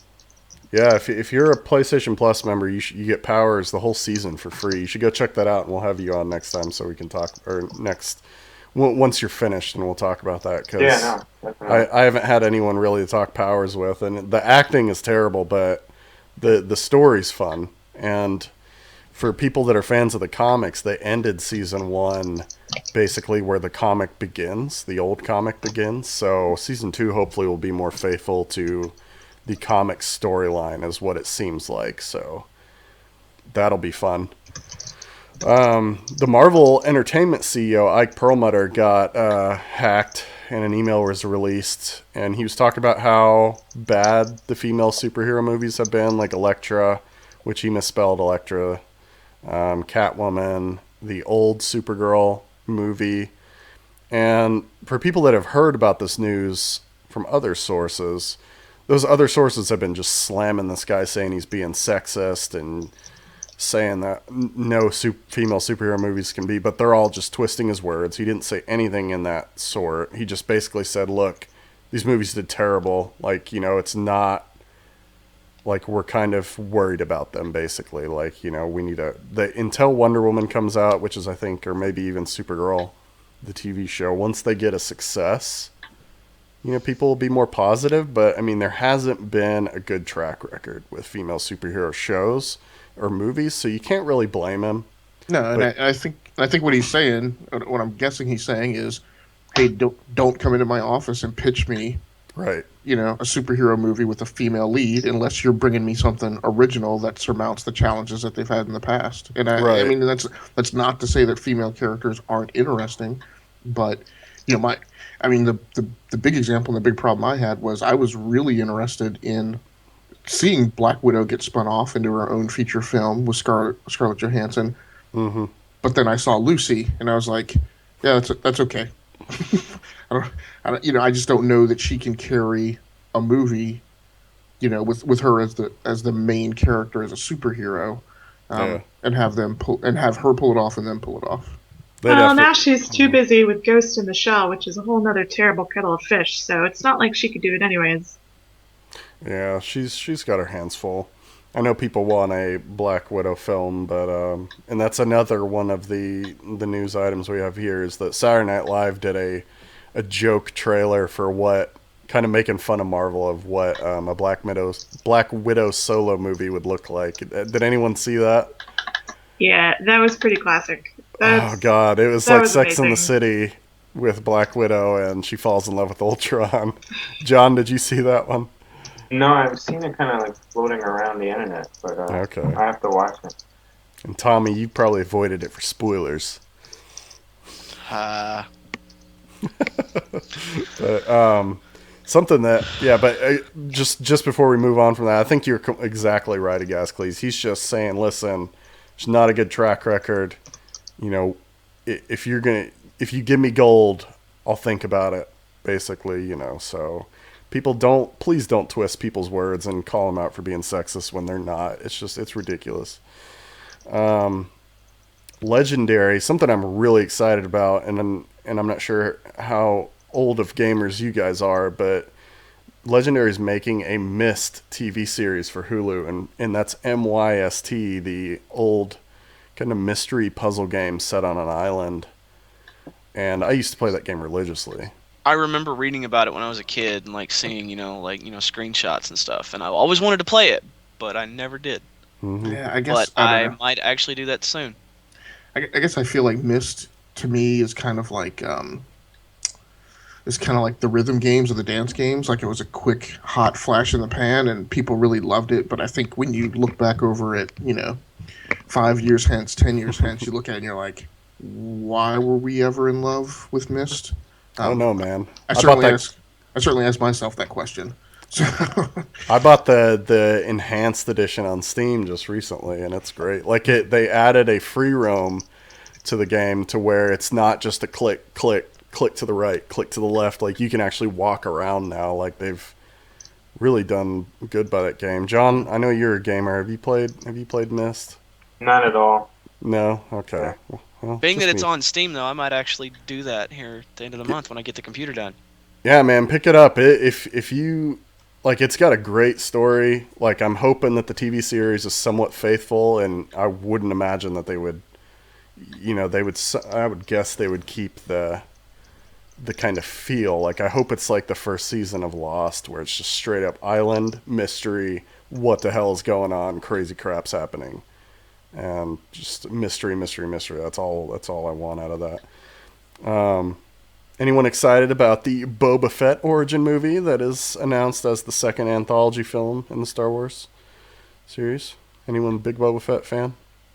I'm a fan, but I'm not like die hard, so I didn't even hear about it till just now. So I mean, I'll go see it because it's freaking Boba Fett and it's Star Wars. Yeah. But I think it's dangerous.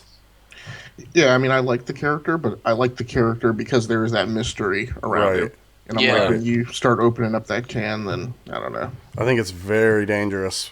They're fucking with Pandora's box. Just leave that dude alone. Leave so much about him, let it remain unknown. Yeah. Yeah, he was just mysterious. It doesn't matter to me if he's dead.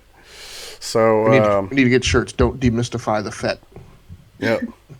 Right. And speaking of Star Wars, J.J. Abrams, there was a big rumor saying that he's not going to link. I think someone mentioned it maybe last week or the week before that he's not going to link the new trilogy with the old, which I think the title was he's not going to mention the prequels. And people are like, does that mean all the prequels or the prequel trilogy? And it sounds like it's the prequel trilogy because he promises that there's going to be essential original Star Wars trilogy connections in the new ones, which, obviously it's got Han and Luke and Leia in it. You can't just be like, hey, these are new characters. So, yeah. Anyone here a big RoboCop fan? I know Wayne is. Gascles, what do you think about Machinima doing a first-person perspective web series on RoboCop? Yeah. Did you watch it? Best of luck to him. You wouldn't. Yeah, you wouldn't. I know. Probably not. Okay. I'm only interested in that property as a feature film. Okay, yeah. It sounds like they're just going to use like RoboCop's heads-up display and maybe, you might hear his voice, but for the most part, it's going to be from his like visor, basically the whole show, from what I understand. There is a new Indiana Jones movie being planned, but there's no script yet.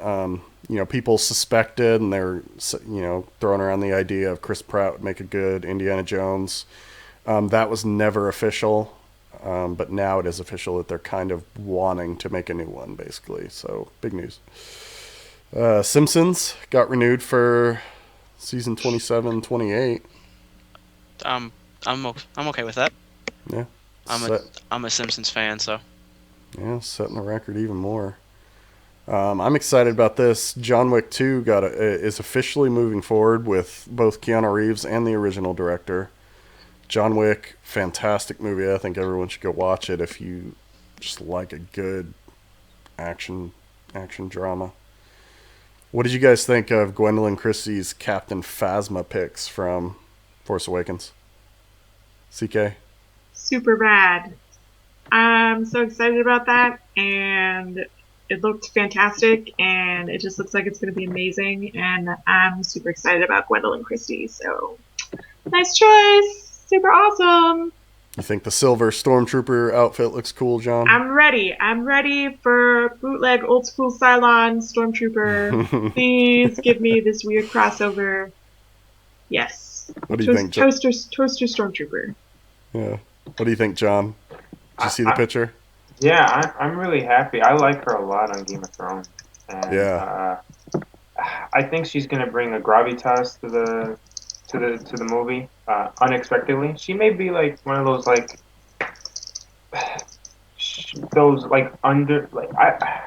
one of those like underrated performances that is talked about afterwards. I could definitely see that happening. But it looks awesome. It looks really cool. Awesome. All right. And John, I know that you would bring a book during the apocalypse, and you would be excited about this one because Netflix has just ordered a Green Eggs and Ham Dr. Seuss series. What? I have no clue.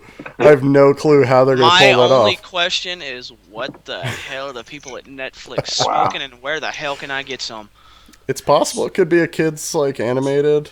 So can you hear that pitch? Like everybody's going around the table. They're pitching the Daredevil series. They're pitching the Punisher.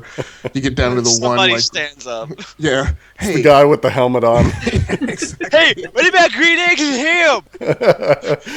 They're just like, okay, why the hell not, Dr. Seuss? I mean, Horton Hears a Who was a movie, and that did okay, I think. Why not? I have no clue how they're going to do Green Eggs and Ham, but I think they should have. They should have went with one fish, two fish, red fish, blue fish. Well, most importantly, as a series, I could get doing a Green Eggs and Ham movie or a 1 hour special, but a series, 13 episodes of Green Eggs and Ham. Yeah. How? It's 13 they ordered. How in the just what the fuck? Just finishing off, just wrapping up here. There was a lot of talk about. We were talking about on the Age of Ultron cast that they cut over an hour of the film out of Age of Ultron, and one of the bits that people are saying that they may have cut was that Grey Hulk should have been or was going to be in the movie, and they either cut it or they just didn't do it. But during the Hulkbuster fight, they were saying Hulk was going to turn gray, which would have been cool. What do you think, Gascles? I mean, it's interesting. My gut tells me that it wasn't. My gut tells me that they weren't going to really do anything with it, and that's why they didn't do it. It sounded like what they were going to do was just when he was under mind control or freaked out or whatever, they were going to make him gray. Right. And then turn him back to... And I don't know if they're going to leave him gray for the rest of the movie or turn him back to green. But I'm like, if you're not going to really go into these like distinct characters of the Hulk, then don't bother doing it. Right. All right. I heard Loki was cut off too. Which would have been nice. But... Tom Hiddleston was credited for being in that film. Yeah. And he wasn't. There was a picture of young Professor X from X-Men Apocalypse going bald. Everyone's like, "Oh, he's finally bald." It's like, well, okay, as long as they explain it. It's like radiation poisoning or chemo or what. I just want to go back to Age of Ultron as far as people who were credited who may not have been seen. And nope, never mind. I'm thinking Guardians of the Galaxy. There were two Whedon alums that were in Guardians of the Galaxy. Alexis Denisof, who unfortunately his character got killed off, but also I saw as the credits were scrolling, because I just recently watched Guardians of the Galaxy that. And now I can't remember his name. The guy who played Malcolm Reynolds was also credited in Guardians. Okay. Yeah. Nathan Fillion, right. Few small tidbits left. Rosario Dawson's coming back for Daredevil season 2, which I'm stoked about. She was great. She didn't fully take on the persona of Night Nurse, and I really hope that they bring that character forward. Like, I know she was wearing the hood and stuff in one of the episodes, but I'd love to see more Night Nurse just jumping around with him at night. And Fox canceled The Following with old Bacon after 3 seasons. I haven't watched it, but I mean, it looked pretty decent. I don't know. I like Bacon. He's a cool guy. Yeah, it's a decent show. I started getting into it recently, and it's kind of depressing to hear it was canceled because I mean, I don't know. Now I don't have like a motivation to keep watching it. I don't know. Right. Whatever. Constantine got canceled. I know Steven will be upset by NBC. People are campaigning to try and get a second season on a different network. People are like, maybe if they bring it to Sci-Fi Network or something, they can rename it to Hellblazer or something, you know, if the name is copyright or whatever. I have no clue, but... Yeah, both Stephen Amell and William Shatner have said that they would guest star on the series if it got picked up somewhere else. Oh, God, man, if CW picks that up and puts Constantine in that universe... I know I said that it's too oversaturated, but if Constantine's in it, I'm down, man. You sure you want a Constantine show on the CW? Yes. You sure that's where its home should be? That's where its home should be. Where's Supernatural? Yeah, or Supernatural. Yeah, I could see them tying. Supernatural's running a bit long, but I could see them doing that. But I mean, is Supernatural a CW show? Yeah. Yeah, I mean, to me, that makes Constantine a perfect fit. I would, quite honestly, you know, we talked about it earlier, I would rather see that than this Legends of Tomorrow show. Right. Because, I mean, Constantine, he can Doctor Strange it and just, you know, get warped to a different dimension, and boom, he's in the CW universe now. Yeah. Freaking demons followed him. Oh, God, now there's demons in Arrow and Flash. Oh, you know, like, come on. Perfect. Yeah, the Muppets TV show finally got its official series order from ABC. I know you were excited about that, Tommy. Yeah. That was, like, my childhood, so I'm excited to, you know, watch it again and just, like, have a newer version of it. I'm all for it. That's pretty much all the news that I can find. So, yeah, let's move on to our final thoughts real quick. John, since you're new here, we kind of just give our Twitter handles, or we just talk about stuff we put up on geekswives.com, or, you know, where you can find it, all that stuff. So let's start with you, Tommy. What are your final thoughts?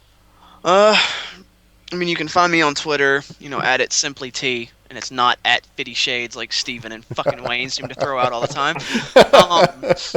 No, you can find me on Twitter, and I really don't have much planned in the, you know, way of writing for Geeks with Wives right now, but hopefully by the end of the month, the Minecraft series that I've been talking up with Everett and a few other things that I've got, you know, planned are going to start, you know, they're going to start popping off here once the computer's done. So there'll be quite a bit more from me in the terms of content, you know, like video content and stuff. So you can just look out for that. Awesome. Thanks, Tommy. Agascles, what's your final thoughts? You've written a bunch for the site. Yeah. I don't really have any cohesive final thoughts. I would say, you know, I don't know. Comic book wise, check out Angel and Faith. That was good this month. Check out. I don't really know what's exactly is going on with the Hulk series. Hulk 16 was an absolutely awesome issue. One of the best comics that I've read this year. And so if that continues, check that out. Awesome. All right, thanks, Gascles. CK, what are your final thoughts? My final thoughts are that I still think it's a good idea to invest in a Tesla Model S before the apocalypse. And you should come to Twitter and fight me on that. It is CKCucco, CKCUCCO. And everyone that tweets the CK where their nearest Tesla recharging station is will just prolong his life in the post-apocalypse. CK will just be driving around in the Tesla. He'll just be like, oh man, this person tweeted me that there's one in this city. I'm going there. Yeah, do me a solid.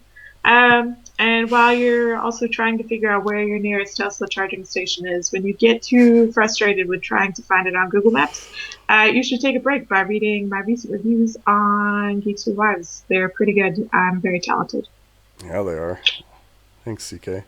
John, what are your final thoughts? Well, no, first of all, thank you for having me on. I appreciate it. It was a lot of fun. I did a Shovel Knight for the PS4 and Vita review this week. Play that if you have time. It's a great game. It's very nostalgic. Daredevil, I did a review on that finally. As we've said here, and as you guys have said on many episodes before, excellent. Yeah, we're repetitive. And then I don't know what else is coming up. I mean, I'm excited for Arrow's season finale. Are you you planning on doing a Mad Max Road Fury article once you see that? Oh yeah, definitely. I'm hoping to do the since I've seen all the first three, I want to maybe do like a trilogy series review type thing, and then a Fury Road. I thought of maybe like doing like a trailer breakdown of like one of the most recent ones, but we'll see. Are you excited about Road Fury just since it's coming out, I think, this week, this next Friday? Are you excited now that you've seen those films, or are you still iffy? I actually was looking forward to it before, even not knowing them films, and then once I've seen them now, I really want to see how Tom Hardy takes to the role of Mad Max. He seemed, with the voice he uses, he sounds a lot like Mel Gibson, so I think it's kind of a Mel Gibson ripoff. I couldn't think of anything else. Well, I might have to check those out since you gave at least the first two a positive review. Yeah. I would definitely see the second one. Okay. If there was one to watch, yeah. All right, well, thanks, John. Yeah. And where can we find you on Twitter? At Wordy Nerdy. This was an 2 E. It's an E for the wording part. Yep, Wordy Nerdy, and I'll have that on the end screen too. And CK, did you say your Twitter as well? I did. CK Kuko, CKCUCCO. Awesome. Yeah, I like how you get that to come out so nice. Took a lot of practice.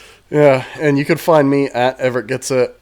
You can also find all of us at Geeks on Screen. Be sure to tweet us during our shows and before, and we'll read your tweets on the air. I don't think we got any during this show, unfortunately.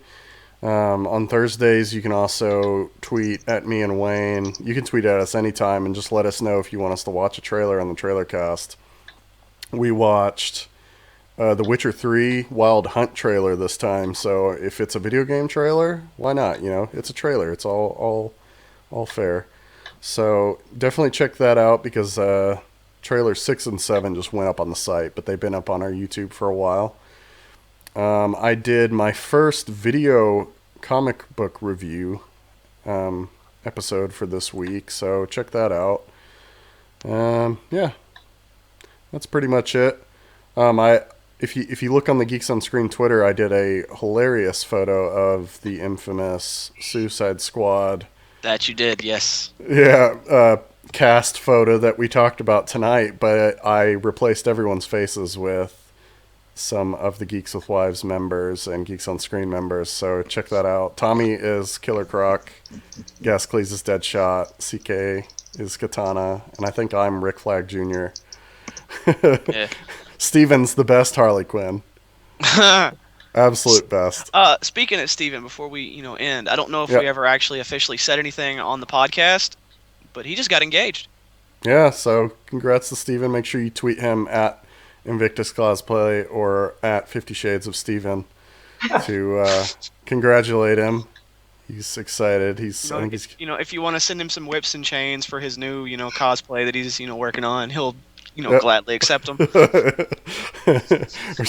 or just some zippers that he can put on his spandex, to zip up all of his different parts. But yeah, I wrote my weekly Arrow review, Arrow episode, the penultimate episode this week. The first 2 paragraphs are non-spoilers. If you haven't seen the episode yet, you can check that out. It might get you excited to watch the episode. And other than that, I think that's it. Me and Adam's Divinity Original Sin series is coming back on the YouTube. We just haven't had time to play more. I've got one episode that's still waiting on just a few seconds of the next play session that we do so that I can put that up immediately. So yeah, we're not canceling it like I did with some of the other series. It's still coming out. Make sure you follow us on YouTube. Subscribe, please comment, let us know what you like, let us know what you don't like, and we'll keep doing it. make sure you check out geekswithwives.com. We've got John and the rest of the gaming crew writing fantastic reviews on video games and editorials on video games. Today we just had an article about, what was it, like healthy habits or how to be healthy while playing a video game, or was that last week? We just had one come out. Let me look at it. I'm going to the site. It's healthy benefits of gaming. There's an infographic on there now. And then, if you're a big Batman fan and you're looking forward to Arkham Knight, there's a to buy or not to buy article. That's the kind of fantastic stuff you can find. You can find comic reviews. CK's got a great review on The Unbeatable Squirrel Girl, number 5. We've got Enrique, who's just he's a reviewing machine. He did a review for Roche Limit, Clandestiny number 1. Gascles did Wolverine's number 17 and Hulk number 16. Like if you're a big comic fan, check out our reviews on there. Entertainment section, we put out an Avengers Assemble and soon to have a Hulk Smash clip for today's episode. You'll have already watched those, so it's a little late, but we've got some great cosplay articles, spotlights. We've got all of our podcasts, all of our YouTube stuff, and a few hardware and tech stuff, which, Gascles, do you want to tease any future podcasts that might be coming out off the Geeks with Wives iTunes channel? Yeah, so keep an eye out. Probably in the next 3 weeks, we'll be kicking off the debut episode of the new Geeks with Wives tech podcast, which will be called Geeks with Wives and Bits. And I'll probably do them a disservice because I don't remember exactly all of the cast, but it'll be myself and Mikhail and Joe gonna be on there. Leon, Lance. I think Joe's gonna do guest spots. Okay. For specials. So so Leon, Lance, and Aragorn. So it'll be about 5 people on the cast usually. Oh yeah, and Hank. we'll be covering everything tech. So x86 PCs, Windows, Macs, Mac OS, and Linux, and things in the mobile space. So iOS, Windows 10, Windows Phone, Android. You'll have to get Tommy on there, and he can talk about building a computer. Yeah, actually, hit me up, Tommy. We can get you on like the first episode or one episode, and we can talk. I will, man. Yeah, talk for through sure. Building PCs, picking parts. Yeah. All right, yeah. So get excited for that because Geeks with Wives is expanding all the time. Make sure you check it out. Don't listen to any of the rumors that are going on about Geeks with Wives. We're a fantastic, loving family that all just are very positive and are moving forward with the best of intentions, and we just want to put out some great stuff for our readers, listeners, and fans. So thanks everyone for watching, and thanks to my co-hosts Tommy Gascles, CK, and John. I'm Everett Harn, and we are the Geeks on Screen. We'll see you next time.